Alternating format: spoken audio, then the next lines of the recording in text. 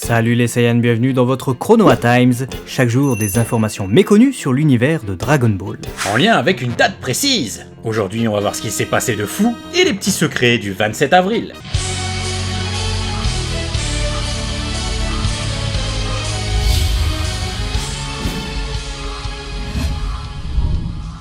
Le 27 avril 1994, numéro 18 était en peine lors de la finale, la Battle Royale du 25e Tenkaichi Budokai. C'est à cause de Goten et Trunks ça. Ces deux tricheurs se liguent à deux contre elle. Dans l'œuvre originale, elle galérait moins. Cependant, ça va se retourner contre les deux petits. Une fois leur identité démasquée par la femme de Kulilin, ils vont être disqualifiés par l'arbitre. Même si dans cet épisode, ils tentent quand même de continuer leur combat. Ils fuient finalement la queue entre les jambes alors que quelques minutes avant, ils rasaient littéralement un paysage avec leur Kikora. Kikora de Trunks. Mais tu remarqueras que dans l'œuvre originale, celui-ci partait s'écraser dans la mer, tandis que dans l'épisode, il part réellement exploser toute une zone de l'île Papaya. J'espère qu'il n'y avait personne là-bas. Dans cet épisode numéro 18, appelle cette technique Energy Dan, autrement dit, balle d'énergie. Comme à l'accoutumée, le vocabulaire des humains artificiels est légèrement différent de ceux des autres guerriers terriens, ainsi, elle utilise plus volontiers le terme Energy, provenant de la prononciation allemande, plutôt que le terme de Ki, même si c'est grosso modo la même chose. Sinon, l'anime intègre pas mal de rajouts sur ce combat qui dure bien moins longtemps dans l'œuvre originale, et on a ainsi l'occasion de voir Goten et Trunks permuter. Ils en profitent au moment où ils sont projetés dans le sol. Goten passe au-dessus et Trunks en dessous. Ça ne dure pas bien longtemps car après faut recoller avec le manga, mais ça propose un peu de variété. Autre ajout très bien pensé de l'anime, c'est plans de Babidi se rendant au Royaume des Ténèbres pour aller prendre le contrôle de Dabra. Ça renforce le background du roi du Royaume des Ténèbres et permet d'asseoir le pouvoir de Babidi. En plus d'avoir été la seule représentation du Royaume des Ténèbres qu'on a eu pendant 15 ans. Le 27 avril 2014, c'était encore une fois un épisode lié au Tenkaichi Budokai. Et le 25e en plus. Puisqu'on célébrait le retour de Goku qui avait obtenu une permission d'une journée. Cet épisode conjugue les épisodes 208 et 209 de DBZ et couvre la fin de l'entraînement de Videl avec Gohan jusqu'au moment où Vegeta destroy la Punch Machine. Ah ouais, ça couvre bien. Je profite de l'occasion qui m'est donnée pour vous demander votre avis sur cette musique lors du retour de Goku, dans la version japonaise de cet arc. Car franchement, c'est bien différent de ce à quoi on pouvait s'attendre pour le coup.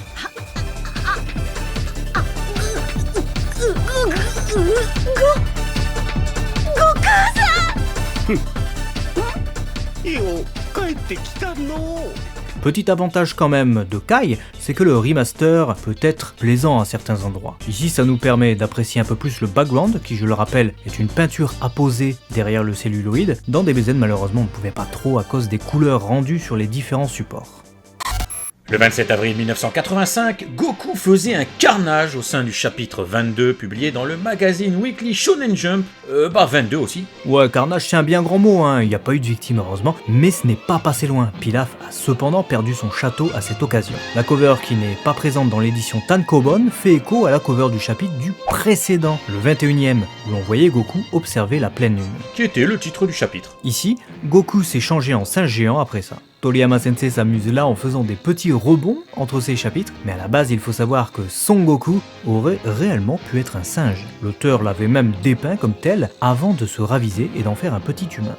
D'ailleurs il nous parle de sa précédente série dans le message qui accompagne ce chapitre. Ah bon ? Dr Slump ? Ouais. Le dernier volume de Dr Slump arrive le 10 mai. À cette occasion, n'hésitez pas à réunir tous les volumes. Ah, donc le dernier tome de Dr Slump est sorti alors que Dragon Ball avait déjà commencé ? Bah écoute, après rien d'étonnant, les tomes sortaient généralement plus d'une demi-année après les chapitres. Regarde, le tome 1 de Dragon Ball n'est sorti qu'en septembre 85 au Japon. Pas très cohérent tout ça. Pas plus que la taille du singe géant Goku qui varie au gré des cases. En début de chapitre, il est assez grand pour triompher du château, puis en fin de chapitre, il est à peine 3-4 fois plus grand qu'Yamcha et fait même pas la taille d'une tour entière du château. Peut-être qu'il avait commencé à rapetisser. Je sais que t'y crois pas toi-même. En tout cas, dans ce chapitre, Yamcha et Puer, ils gèrent et coupent la queue de Goku et s'imposent comme des pionniers de la queue coupée d'un singe géant dans le manga. Faut dire qu'Yamcha était chaud, il a même outrepassé sa peur des filles pour sauver Bulma en la portant sous le bras. Le 27 avril 1991 sortait le chapitre 323 de Dragon Ball au sein du magazine Weekly Shonen Jump numéro 21-22 de l'année. Un chapitre exceptionnellement en couleur avec cette couverture de Son Goku Super Saiyan. Une réédition de ce Weekly Shonen Jump est même sortie en 2019. Bémol cependant, pour apprécier ce chapitre en tome relié, la page cover de celui-ci n'était pas inclus dans l'édition Tankobon. Mais c'est une manie. Le chapitre comprend donc sa page cover, en couleur, plus 3 pages à l'encre colorée, et le reste du chapitre en couleur limitée, à savoir rouge, marron et gris. Le sang de Frieza apparaît bleu d'ailleurs sur les pages couleurs. Dans ce chapitre, Frieza se fait prendre au piège et toutes ses victimes ressuscitent. Dende, Vegeta, mais aussi le grand doyen, et donc Porunga. Le vent tourne pour Frieza, la fin de son arc approche. Chose assez cocasse, sur la palette de couleurs limitée, les yeux de Goku sont forcément rendus en rouge, ce qui fait écho au premier character design couleur réalisé par Toriyama Sensei pour sa forme de Super Saiyan, où il avait justement les yeux rouges. Mais il s'est ensuite ravisé et lui a mis les yeux verts, tels qu'ils apparaissent d'ailleurs dans ce chapitre. Le 27 avril 1993 était prépublié le chapitre 420 de Dragon Ball dans les pages du magazine Weekly Shonen Jump numéro 21-22. On saute 2 années et on se retrouve aussi vers la fin d'un autre arc. Ouais, car il s'agit ici du chapitre qui conclut l'arc Cell. À partir de la semaine prochaine, on entre dans l'arc Majin Buu. Et qui dit arc Majin Buu dit... Gros bonhomme rose. Non, dit période Great Saiyaman et mini-arc du lycée. J'en connais un qui va être content de traiter cette partie. En attendant, Trunks restaure la paix dans son monde futur en éliminant Cell qui tentait de s'emparer de sa Time Machine, ne trouvant pas numéro 17 et numéro 18 dans ce monde, puisqu'ils ont été détruits par Trunks.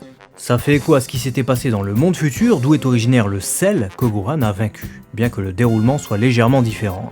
Différent car Trunks a vaincu numéro 17 et numéro 18 différemment de ce qu'on sait, mais aussi car cette fois, Cell est détruit dans sa première forme, et n'a donc pas l'occasion d'aller semer le chaos dans un monde alternatif.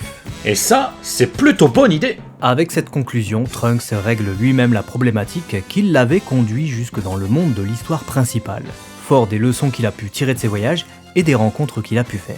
C'était inespéré n'empêche, qu'il puisse débarrasser son monde des humains artificiels et devenir assez fort pour pallier à toute menace. Ouais, une conclusion idéale, mais ne parlons pas trop vite. Le 27 avril, c'est aussi la date anniversaire de la seiyuu Kumiko Nishihara. Elle était la voix d'Angela dans DBZ,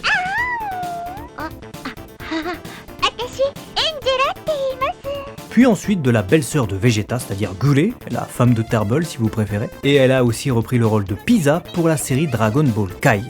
Et c'est aussi la voix de Diana dans Sailor Moon, Perona dans One Piece, ou encore d'Iris Chateaubriand dans Sakura Taisen.